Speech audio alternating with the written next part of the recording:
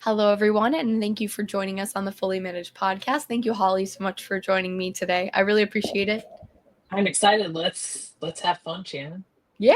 Okay, so first we're going to start with a game. As per usual, this game was specifically chosen with you in mind, so I hope that you enjoy it. This game is called Course or Clickbait.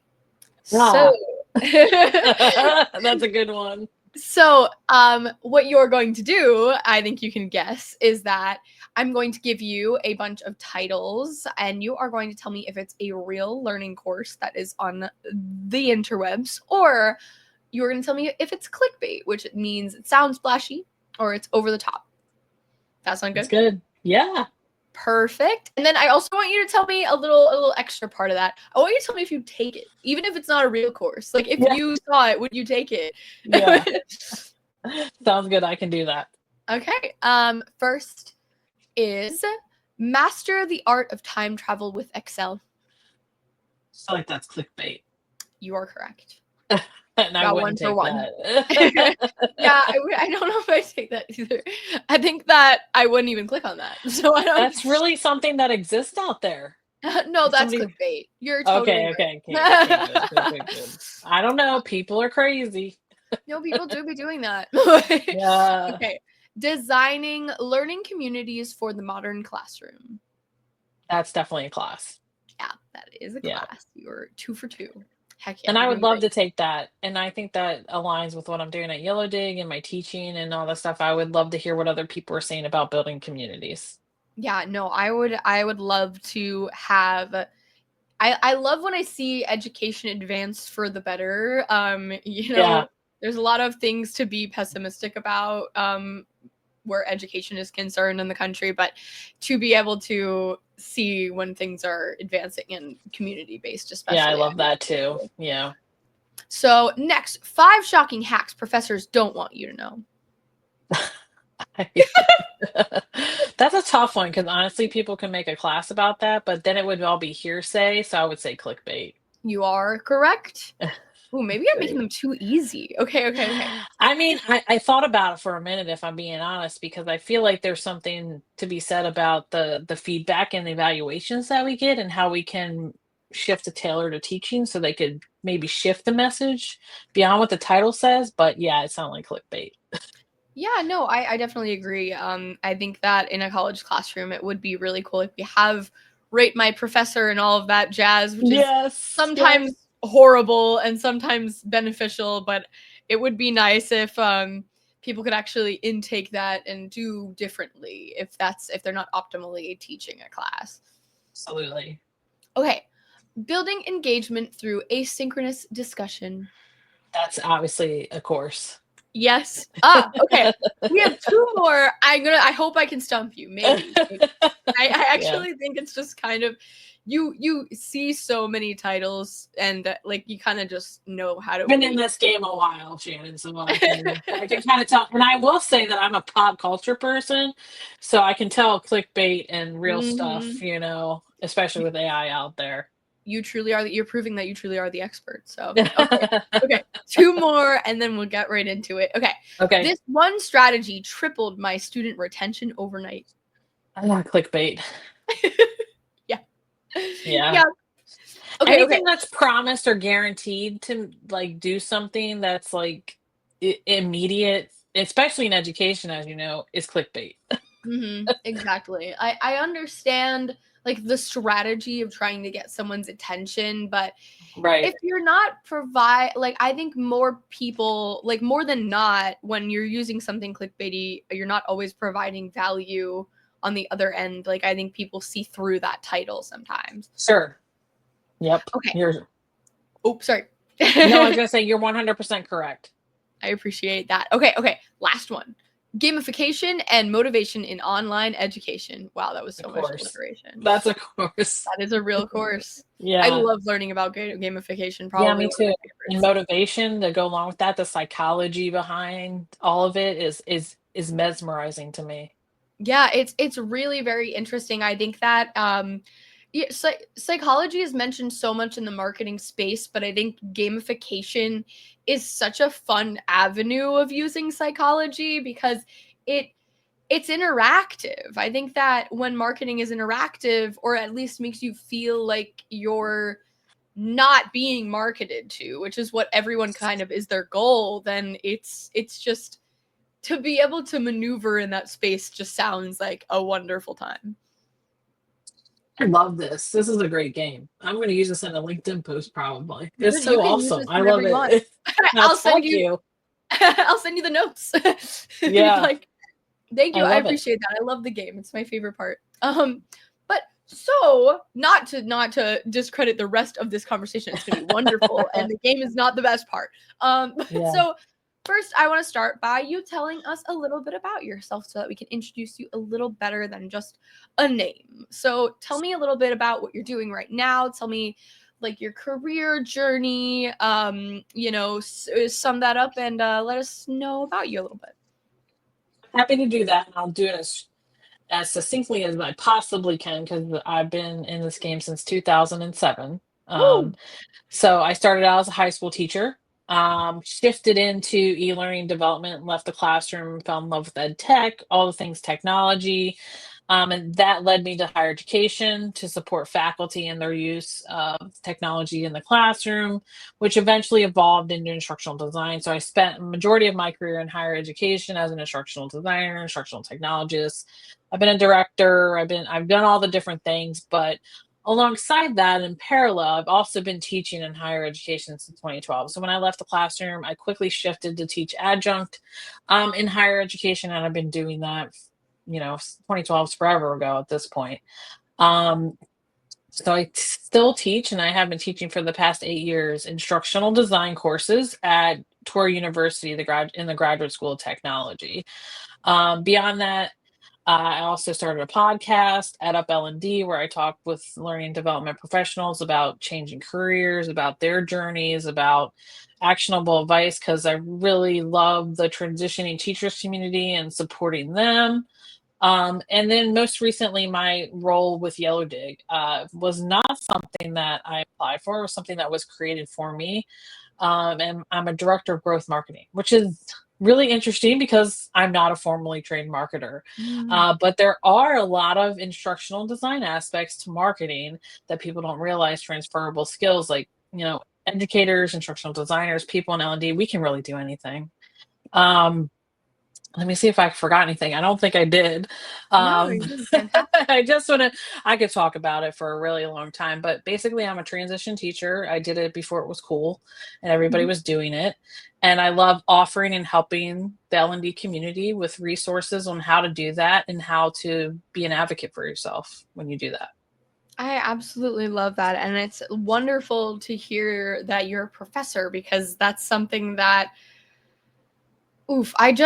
I value education so much, and I am so thankful for my college experience. Like, my professors are the reason that I, have not only the knowledge that I have today, but the ability to argue so well. And I appreciate them for that. That's great. Because I just think that it's so important, and for you to want to share your knowledge in other ways that are helpful, like outside of the classroom, I think is really, really a wonderful path. Well, thank you. Yeah, I agree. I mean, at this point, like, I blinked and I'm at this point in my career. So it's definitely time to give back. It's time to give back to the community and help them. Yeah, not every teacher wants to do that because they're burnt out, and that's okay. Yeah. No, I love my teaching. I think honestly, teaching is the thing that has grounded me throughout all these different experiences that I've had in my career, because I can always go back to teaching and I know exactly what to do. Even though I'm teaching adult learners and not K to 12, it's something it's a part of me. And I can also, it proves to the people that I'm talking to, especially higher education faculty, that I am putting into fruition what I'm telling you to do. I am actually doing it. So it's kind of like proof that it is possible and you should do it. How are you able to market for Yellowdig specifically with like an audience that's diverse, like outside of educators, like admin and students? Yeah, it's we have a lot of different people in the team that are focused on our different ICPs. Mhm. So we have a person who's on the with people on the enterprise team, then we have people on the regular sales team, and the conversations are different. It's different when you talk to leadership as to when you're talking to faculty or instructional designers or learners. Mostly, my perspective is coming from the faculty take on how you can use Yellowdig to build community. It's authentic conversations. It's not this post once, respond twice. It's really about people coming together and the human connection. Whereas when you're talking to a higher up, it's really about like, well, how is this going to impact the goals of the institution, the strategic plan? How is the technology going to help there? And what's the return on investment going to be? So at the higher level, it's a little bit more about revenue and return on investment for them. But at Mhm. the course level, it's more about like what are the learners getting out of this, and how impactful is this tool, insert whatever said tool here. So marketing to that for each ICP is very different, and the conversations are different.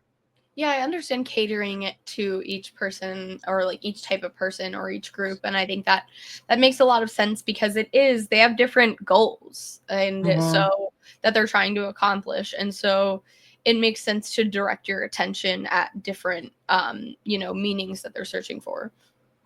Right. What Absolutely. can you kind of talk about some of the tools that you discuss in these courses?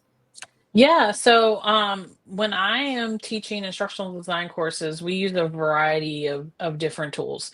So the students get experience into like things like Articulate, which is an e-learning authoring tool. They get experience Articulate, iSpring. They get experience with LMSs, education LMSs like Canvas.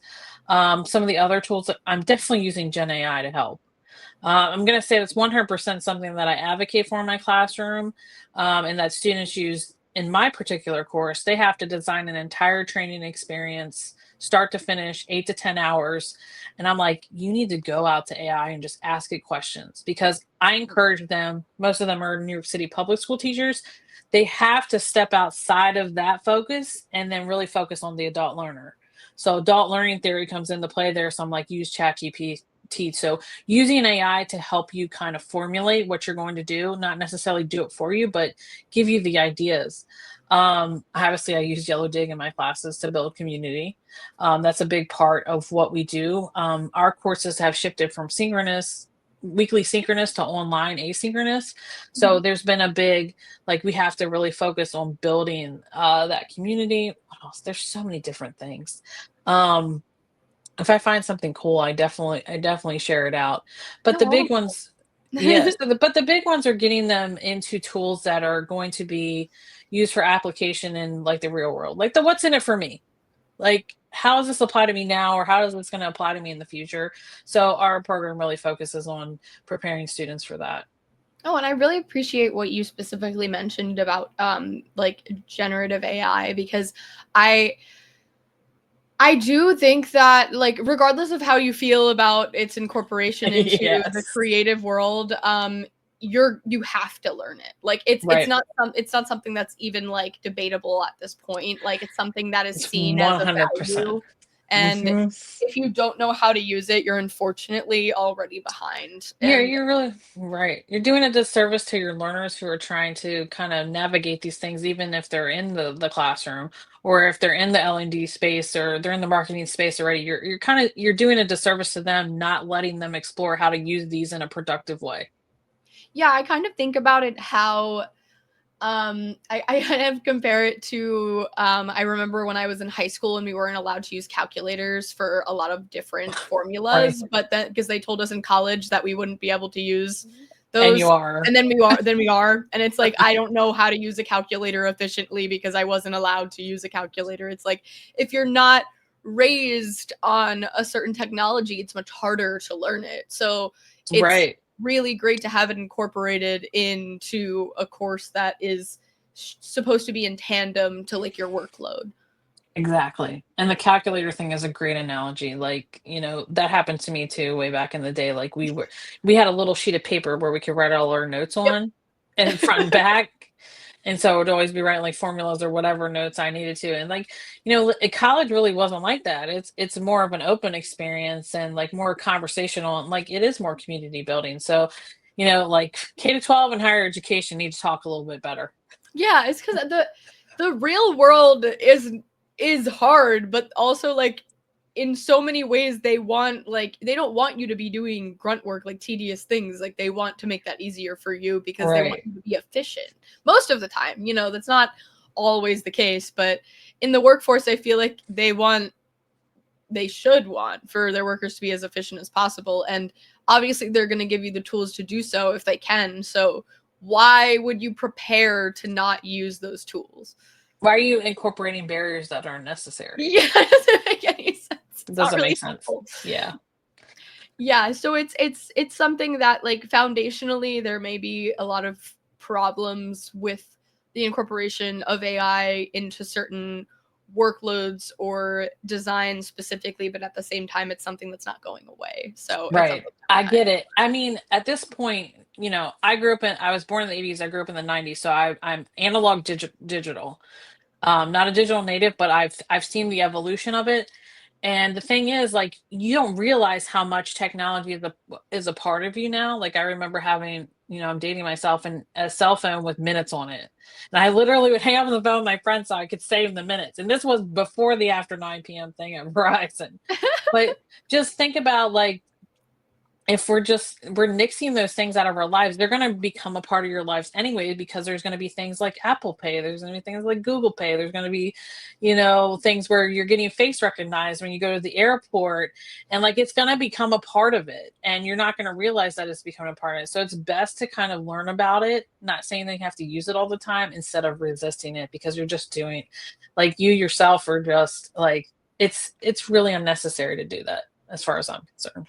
Yeah, like you are welcome to live a lot of your life without having to like heavily invest in certain tools, like have them take over your life. But for work specifically, especially when you're in the tech world, but honestly it's kind of incorporated into almost all worlds now, it's still important to learn about how to use these tools to, optimize things. I think that it's also when you're resistant, you don't realize what could be. Like, I think for the longest time I tried to avoid using ChatGPT when it first came out, because me too. I was like, what if I don't think for myself anymore? Right. It's taking away from that. And I think that ChatGPT is a sidekick for you. Exactly. It's really like, I have ADHD. I have like some of these neurodivergent things going on. I was just talking to my students about this. Like, they were kind of bashing ChatGPT and saying that it doesn't let you, like what you're saying, it's not authentic, it's not human. But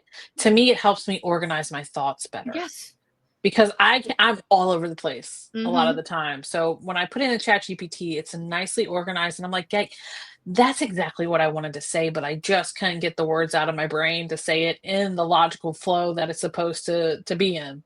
No, 100%. I feel exactly the same way. I am a rambler, and so I synchronize my thoughts. Like, I make more succinct thoughts with ChatGPT, and that has been incredibly helpful. And I even have talked to previous guests that have told me, like, we work with international teams, and the way in which I speak comes off differently in certain places. Culture things. And they use that as a way to make it better, like make conversations more seamless, less I don't know, like sometimes it comes off as crass, it's awkward. It's uncomfortable. Like, things that we might say here in the States aren't exactly acceptable in other places.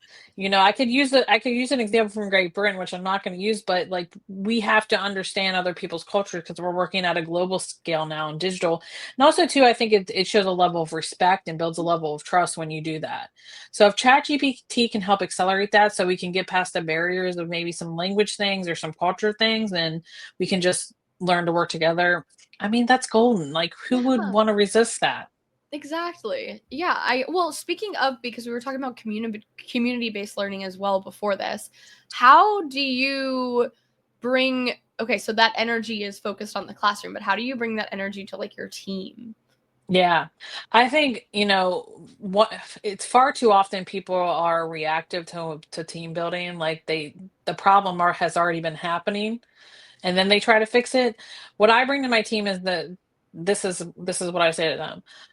I trust you until you give me a reason not to. Yeah. If you have a problem with something, if you don't tell me about it, I can't help you. And I tell my students this too. Like the transparency to me is very key to building that trust. Because I'm giving you the benefit of the doubt to begin with. Like I'm very much in a servant leadership style, but if I don't know things, I can't help you. So you have to be able to communicate that. And also too, I think it kind of levels the playing field. Like if I'm the director, I'm not up on this pedestal where you can't talk to me, you can't access me, like you just have to go through all these different hoops to get to me like I'm in my ivory tower. Like I'm right there down there with you. In the trenches. I understand what you're going through. I'm empathetic, all those different things. So for my team, that has really worked. I feel like we build a level of trust with each other where we can communicate about things, but also that makes things work better when we're doing projects because people feel okay and open. And my team's like the only people, I, everybody else is international besides me. Mhm. So I'm working with a very dynamic team in marketing who's in different places in the world. Um, so I think building that trust to begin with, and then when there's issues that arise, like we just need to have a conversation about it. And at the end of the day, we're all humans. Like we're gonna make mistakes. Building in those fail-safe things, like this is not a place where we're going to, punish you if you make a mistake. You know, we're just going to learn from that and we're going to move on to the next thing. And maybe at some point, you might need some professional development in that area, being supportive along those ways. It's just a very supportive, empathetic, like transparent environment.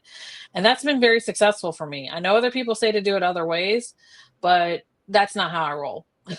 No, I appreciate that, and I would agree with that. That leadership style is really optimal for growth and like comfortability to grow, because I think that when you are uncomfortable with bringing up something to someone that can help you, and their actions prove to make you uncomfortable, then Yeah. you can't grow or fix a problem. You're just going to try to hide problems. And You that doesn't know, make sense to me. it really doesn't, and fear blocks the mind. Like fear doesn't enable you or motivate you to want to do better. It actually does worse things to you. Like people say this better. When it's a positive work environment, has a totally different perspective. Like if we're talking about the psychology of people when they feel like they feel safe, when they feel respected, when they feel trusted, when they feel empowered, like they can do things and that there's somebody behind them. I mean, that's community building 101 right there. Yeah, and that's also a way for people to feel more comfortable taking risks too, because that's really important in marketing. And I think that fear, like if you have a community behind you that like is supporting you in your decision making, and like like you know like amps you up to know that you're like educated, and like you've done the work to prove that this works, and like Right. supporting you in that way. And I think that that's especially important for a marketing team, all teams of course, but specifically a marketing team where like you're not always going to be 100% sure that something will work the way you're Right. like Like when you're stimulating a channel like a social channel or you're posting something on LinkedIn and your teammates like it or you're getting responses and stuff, that recognition is just going to propel you 100% to be more motivated to take more risk. And of course, there's going to be those people who come back to you and say something rude or negative. That's part of the yeah. game when you're in sales and marketing. You just have to develop some thick skin with that. But internally, it shouldn't feel that way. We can't control other people on the outside and how they receive the message, but we can definitely on the inside control the message and what we're saying to each other. Yeah, no, I 100% agree. I think that support is the biggest opportunity for growth, and to feel comfortable doing so, and to learning more, and wanting to learn more from your team as well. Like if you have that environment, then it just I think it fosters growth for the entire community as a whole. Yeah. I agree. With your experience as an instructor, what do you think marketers kind of misunderstand a lot, and like about how people learn specifically?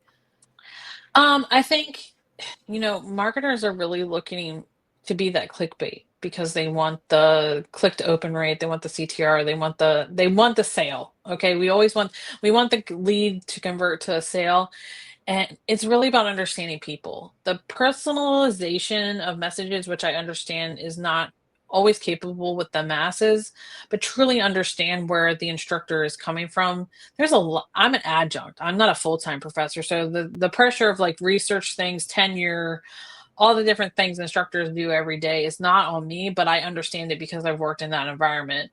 So kind of understanding that they're in a high pressure situation as well, and finding the middle ground into where that message can have you both meet in the middle. Like, yes, I see this as an opportunity for my class.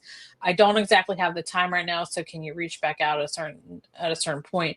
Because I feel like marketing and sales, it's very high pressured, so we feel compelled to perform at all times. But again, the human aspect of that isn't changing. They're a professor, you have a job to like kind of sell the product and market the product.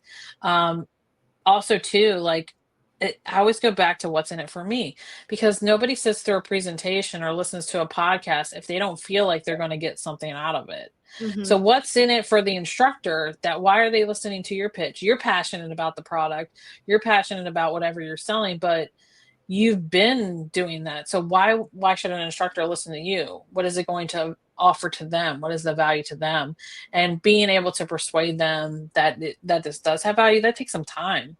But you really have to hone in on that. What's in it for me? And I think a little bit of the FOMO too. That's important as a marketer, like making fear of missing out. Like, that gets me for sure. Like people are like, this sale or whatever they do. I click on stuff. Oh yeah, no, I think that that's a good added thing, because I think that when you discuss like the strategy of clickbait, I think sometimes that FOMO idea kind of gets meshed into that same idea. Like Yeah. people think it's similar, and it is, but there's still, I think that there's some warrant in the fear of missing out strategy, where in clickbait is kind of hollow. Whereas like Yeah. if you're providing something of value with that FOMO, I love that. If you're providing something of value with that FOMO, then it is something that is still, it's not hollow, as if like a clickbait title would be, like it's not providing something of value underneath. 100%. It's a give take relationship. It's not like you have to give something to get something, whether that's respect or whether that's like booking a demo or because you're taking up their time and they're taking up your time by you messaging them. So it's definitely a give take relationship, and that 100% needs to be recognized and from the marketer perspective. Yeah, of course. It's just like the to understand your client profile, you really need to provide value for them, and Hmm. it's not just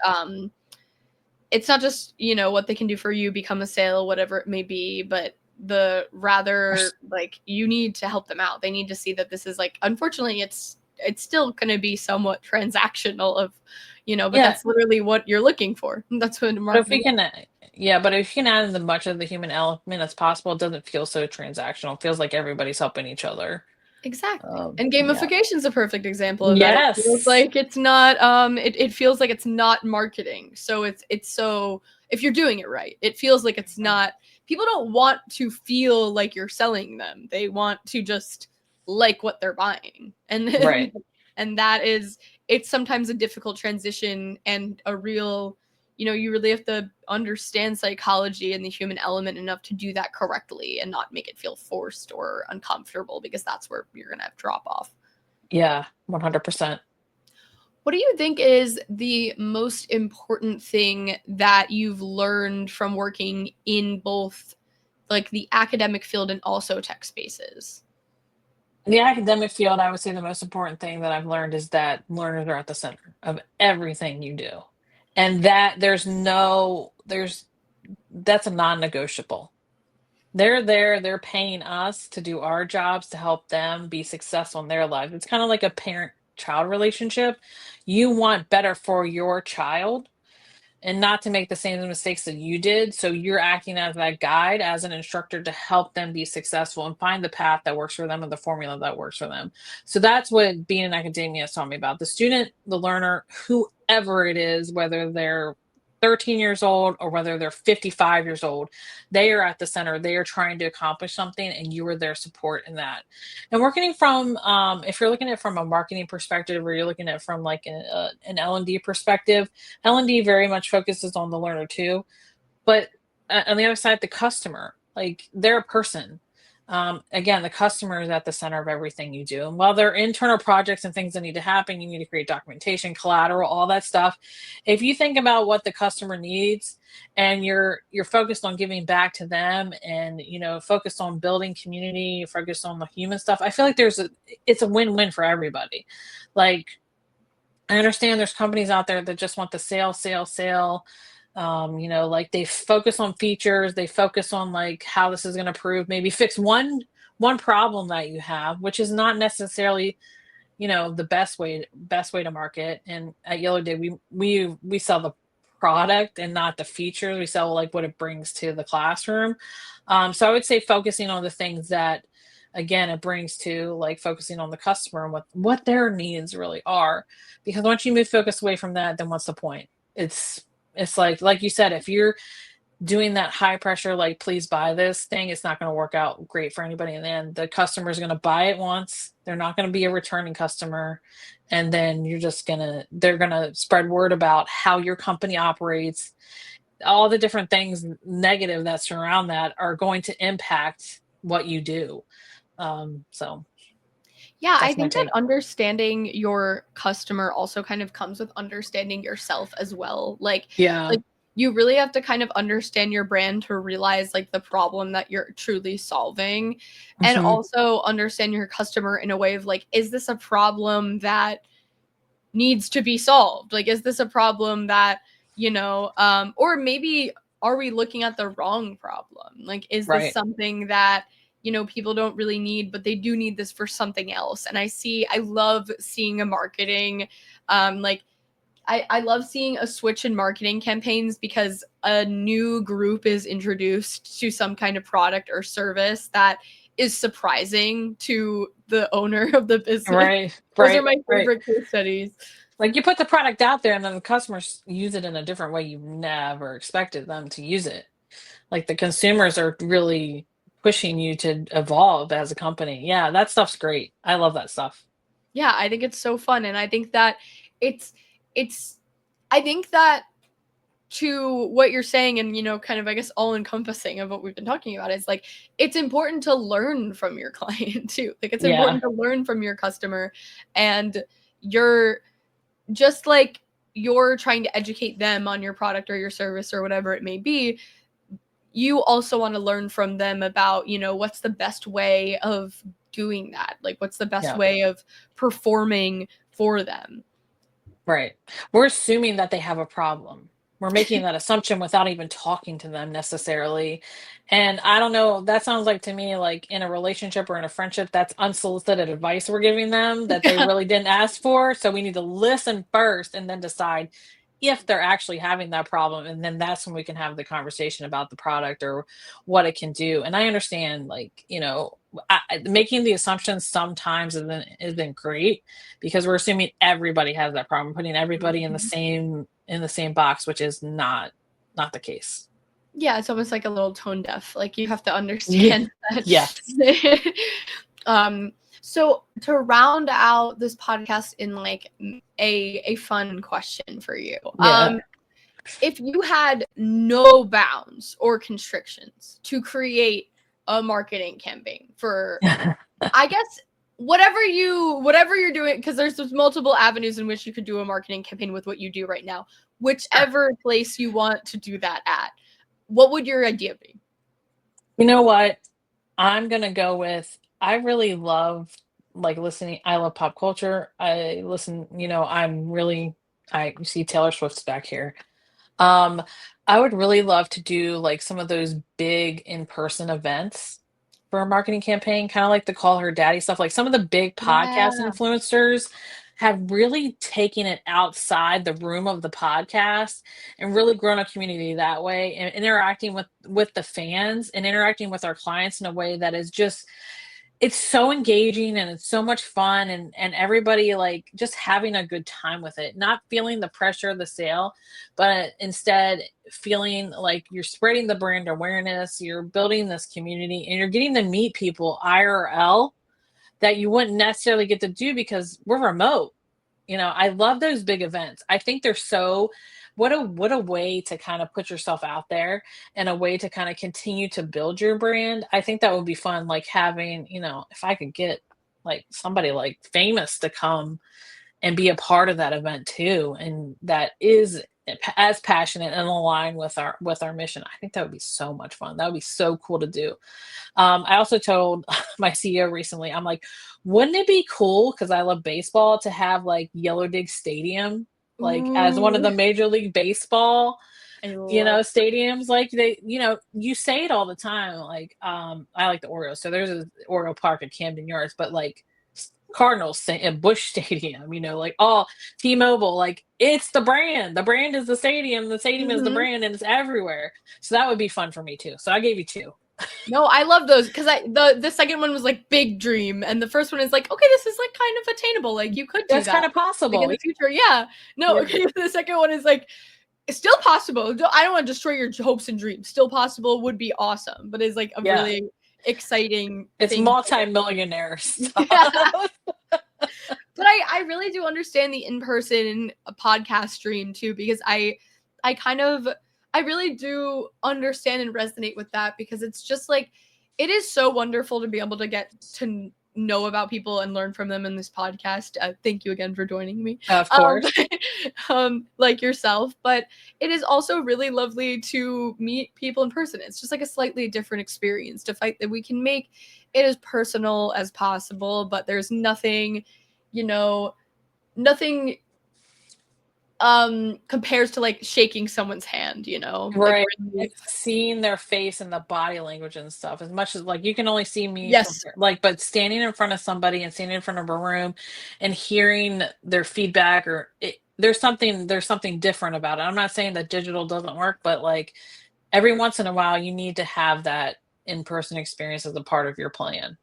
No, I definitely agree, and I think that was a beautiful forward-looking way to end this podcast, because we're a little over time, but I had a lovely time chatting with you. Me too. Thank you so much. By very fast. I know, exactly. Yeah, like I didn't even notice. I looked up, I was like, oh, we gotta go. But yeah. Thank you so much for joining me today. This was an absolute pleasure. I think I learned a lot, and I think that you provided a lot of education for our audience as well. So thank you so much. Of course, happy to join. Thank you. And thank you everyone for listening. We'd be nothing without you. I hope that you can check out other episodes and learn just like you did this episode. Thank you so much.